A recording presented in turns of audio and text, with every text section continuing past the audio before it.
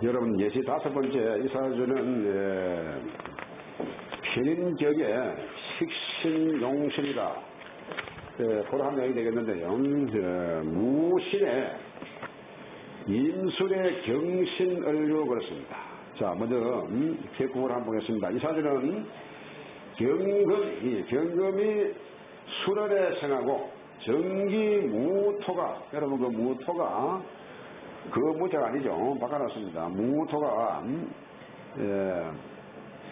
투철하여 편인격이 성립이 된다. 시간의 을목과 을경이 합을 하여 금으로 화하였고 지지에 신유, 술, 금의 방합이 있으며 일주가 녹지 않은 데서므로 사주가 기가 팽황하여 건재일인 모든 건세가 한 사람에게 있는 꼴을 건재일인 이렇게 기술합니다. 그래서 양상을 띠고 있다 이렇게 설명하는데, 자 무슨 말을 하니까 여러분 경금이 수련에 나가지고 이걸 보게 되면은 이걸 투관된 무토에서 편인격 이거 같습니다. 그렇죠? 편인격인데, 자 그런데 여기에서 편인격이 됩니다 하면은 을경이 합을 해가지고 이거는 을경 합파 금합니다. 금. 이 자체는 그래서 이 간목 같으면은 쟁자가 되는데 을목이다 보니까 합파금이 되는 거예요. 지금 이건 자리를 바꿔도 마찬가지입니다. 자리 바뀌어도 그러면 이거 자체 그냥 금이에요. 금. 그렇다면 신유술 금이고 소가 그대로 투과돼가지고 이렇게 전체의 그 권력이 내 한테에 있다. 지금 그런 한자입니다. 권재일인하고. 그렇다면 사주가 전부 나 한테로 올인하기 때문에 이 사주는 그야말로 종왕격으로 봐도 좋습니다. 전체가 종왕이니까. 그러면은 을경합을 하기 때문에 이걸 갖다가 을경합파 금격 이렇게 해도 볼 수도 있습니다. 합을 해가지고 금으로 갔으니까 그렇게도 볼 수가 있고요. 그러면 무토가 투과되기 때문에 무토를 보고 편인이니까 편인격 그렇게도 볼 수가 있습니다. 틀린 말은 아니고, 그럼 결국 뭐냐면은 제가 이 수시로 말씀을 드리는데 사주 하나가 여러 가지의 이름을 가진 이름을 가진 그러한 사주가 이런 식으로 나올 수가 있습니다. 때문에 편인격에 이가 없는 거예요. 지금 이가 없고, 그런데 계금 자체가 을이 있어가지고 합을 하면서 확객도 되는 거예요. 지금 화했으니까. 그러면은 결국 전체 시우를 해가지고 말이죠. 전체 금으로 하다 보니까 금한테 오르내기 때문에 전체적으로 어쨌든 금 경금의 모든 기운이 오른 게다 보니까 설기한 인수가 용신이다. 그런 얘기입니다. 쓰게 되니까. 그래서 용신을 보게 되면은 일간을 극해줄 관사는 보이지 않고 유일하게 금의 기운을 설기시킬 수 있는 월간의 인수식신이 용신이다. 그럼 이마저 영간의 무토에 의해 파극되고 왕은 금이 지내고 있는 살기를 인통시킬 수가 없는 점이 심히 안타깝다. 즉 파격이다. 이 사주는 을경합파 금격의 화격 유여로 설기하는 인수식신을 용신으로 하는데 인성인 무토가 사주의 벽으로 봐도 좋다. 돌아냅니다. 자, 그래서 잠시 설명드렸는데요. 편인격이 될 수가 있는데 을목이 합파하면서 신유술 방합을 했기 때문에 화신이 유효하다. 화신이. 그러니까 이 화신이 유효하다 이 말인데 남을 해서죠? 남을 했다고 어떻게 됩니까? 이게죠? 화신이 유효하다. 갑자기 생각이 안 나요. 화신이 여군이 남는다 합을 했는데 그만 화신이 유효한데 그래서 설계하는 임수로 기본적으로 하려고 하는데 옆에 있는 무토가 이렇게 끝까니까 이것이 벽이다 이 말이에요. 사주에 설계를 못하게 하니까 왕신을 설계하려고 상당히 지금 올라간 인수가 지금 좋아했거든. 지금 좋아했는데 무토 때문에 뿌리가 강한 무토 때문에 토를 쏘니까 이 토가 사주의 벽이다. 그런 함량입니다. 자, 넘어가세요. 81쪽에 운세를 보게 되면은 초년노인 계해와 합자대운이 들어올 때는 사주가 지니고 있는 왕한 기운을 설계하는 운이 되어 만족한 생활을 할 수가 있었으나 대운이 벽인내로 바뀌어지자 왕신을 건드려 격노하게 함으로써 대장을 초래하여 한 번의 실패로 모든 것이 잿더미가 되는 행궁으로 재산이 다 무너지게 되었고 말할 수 없는 고생을 하다가 득지하는 생활고를 견딜 수가 없어 목을 메어 자살을 하였다는 사람의 사례. 이것은 곧 설지적 유익, 상지적 유해. 자, 설지적, 설한들 아주 유익하고 설계하는 것이 설지적 유익하고 그래서 상지적 유해다. 이것은 극한적 해롭다. 그런 한자입니다. 그래서 이러한 문구에 해당하는 본보기가 되는 내용이 것이다. 이렇게 기술하는데요. 자, 그래서 운의 흐름에서 거기 보게 되면은 병인 계해갑자 변호되는 사주가 그래 맑아졌는데 병인대으로 바뀌면서 말이죠. 여기에서 요 계해갑자는 뭐냐면은 이 임수가 여기에 지금 뿌리를 겁니다. 그러니까 힘이 생긴단 말이죠. 힘이 생기고 그 다음에 개수는 이걸 잡아서 합을 해가지고 묶어버려요. 그러면은 토사수가 없게 됩니다. 그 다음에 간목은 또 이 무토를 극하니까 역시 이 무토가 임수를 극할 수가 없죠. 그러니까 임수가 여기에 해수와 사수의 뿌리를 받고 이럴 때는 상당히 그래도 좋았는데 여러분 이 병인대운이 가면요 이거는 적단입니다. 사실은 이것이 천충지충하죠. 그래서 왕신을 치는 말이요. 왕신을 치는 이러한 경우는 어떤 경우라도 대폭발이 날 수 있는 생각지도 못한 그러한 대재앙을 예고한다. 그런 것을 명심을 하셔야 됩니다. 사주에 왕신을 칠 때 그러다 보니까 이미 지금 신금을 치고 들어오고 이 신유수를 금고를 하고 있는데 병화도 다 인간을 치고 온단 말이죠. 그러다 보니까 사주가 전체적으로 이 금으로 올인하고 있는데 이러한 왕신을 치고 있기 때문에 이럴 때에 모든 것이 하루만 말이죠. 한 번의 실패로 잿더미가 됐다 이 말이에요. 소위 한 방에 다 무너져버리고 결국 자기도 이걸 자세하지 못하고 저쪽으로 갔었다 이 말인데 결국 어쩔 수가 이 운의 흐름이 어쩔 수 없이 그래서 이 운의 흐름을 말이죠. 이 또한 보세요. 여기에서 딱 전목운이 됩니다. 전목운이 딱 넘어가면서 여기까지는 그래도 굉장히 마찬가지입니다. 그런데 이런 경우에 여러분요 참 이 전목운은 항상 여러분 반드시 봐야 될 그런 필요가 있습니다.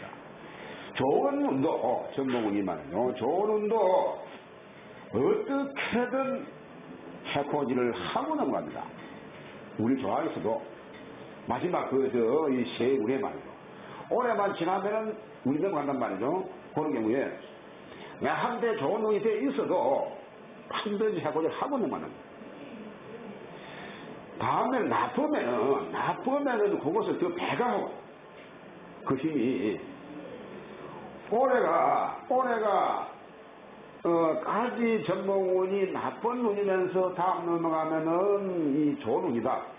그럴 경우에 엄청나게 마지막 넘어갈 때 해코지를 하고 넘어가고 우리 넘어갈 때 그러면은 이번까지는 좋았는데 다음 넘어가면은 나쁜 운이 도래할 때에 그때도 역시 말이죠. 마지막 좋다고 할지라도 나쁘게 작용하고 넘어간다 이 말이에요. 그것이 항상 우리가 1년 중에 계절을 갖단 말이에요. 계절을 이 부분적으로 그 소위 이제 이 계절에 저게 넘어가는 그런 거 마찬가지기 때문에 상당히 이때는 운의 흐름을 봤을 때에 전모군인가 아닌가를 보고 그 운의 그 세운을 확실히 들여다볼 그런 필요가 있습니다. 자, 그 참고로요. 첫 번째, 정인 인성격은 정편공이 신약의 인성을 용신하든지 아니면 신강의 재성이 용신이 되든지 두 종류가 가장 많은데 인성이 많아 신강이 된 사주는 재성의 활용이 귀중한데 사주가 재를 작용하여 인성을 억제시키는 사주를 인중용재격이라고 한다. 자, 무슨 말을 하니까 이 인성격은 정편공이 말이죠. 인성격은 대부분이 재성으로 용신하는 경우가 상당히 많은 편이고 그렇지 않으면은 이제 신약하니까 인성으로 용신하는 이 두 가지 격이 최고로 많다. 그러한 내용이 되겠습니다. 그래서 이 재성의 활용이 상당히 이제 중요한데 재성으로 용신하는 것을 인중용재격 이렇게 부른다. 그러한 내용이 되겠습니다.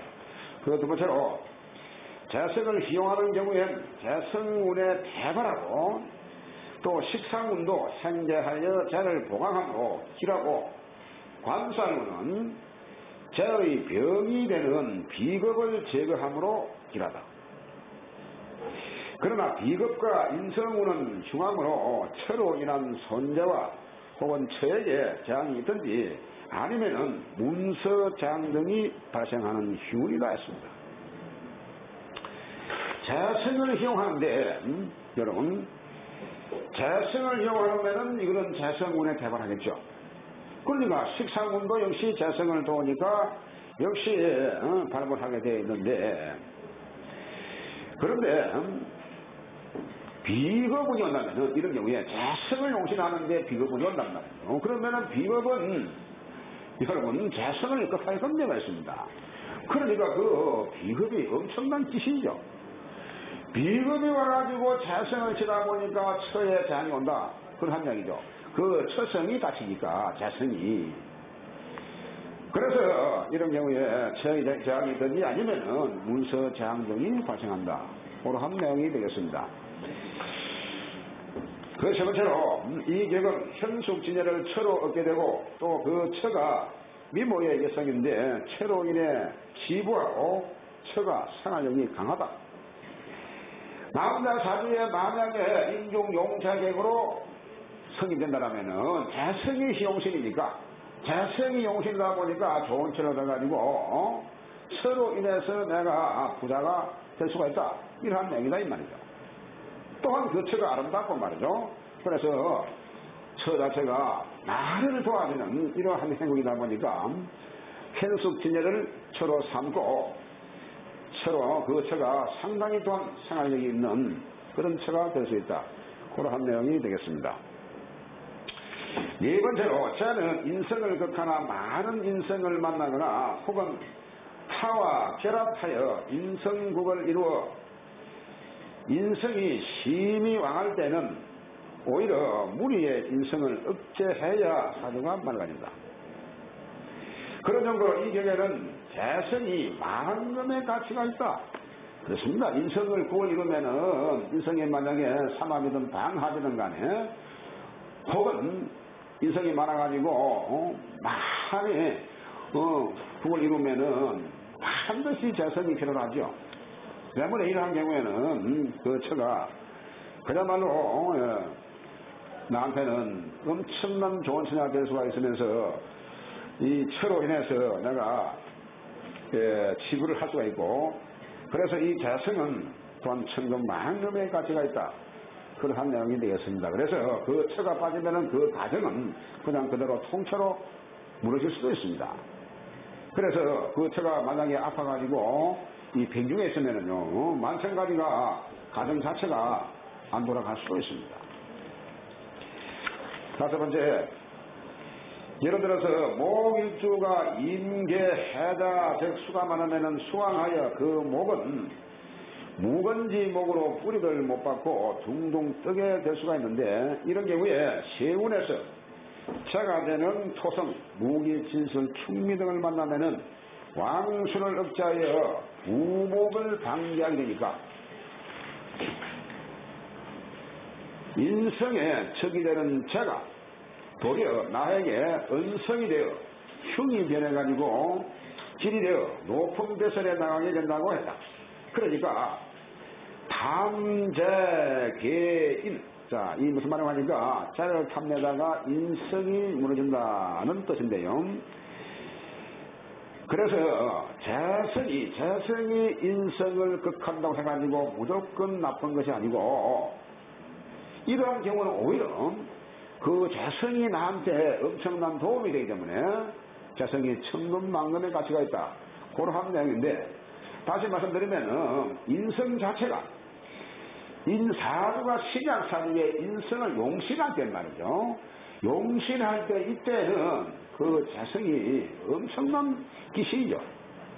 그런데 앞서 이러한 내용같이 사주에 간목의 주에 만약에 수가 많다, 그러면 재성이 무기토가 되니까 그런 토운에는 내가 많은 그 수를 갖다가 이 제압을 하면서 막아주기 때문에 그때는 재성이 나한테 도움이 때문에 이때는 탐재괴인이 아니고 자를 탐해가지고 인성이 무너지는 경우가 아니고, 이런 경우에는 나한테 그 상당히 좋게 작용하기 때문에 이런 때는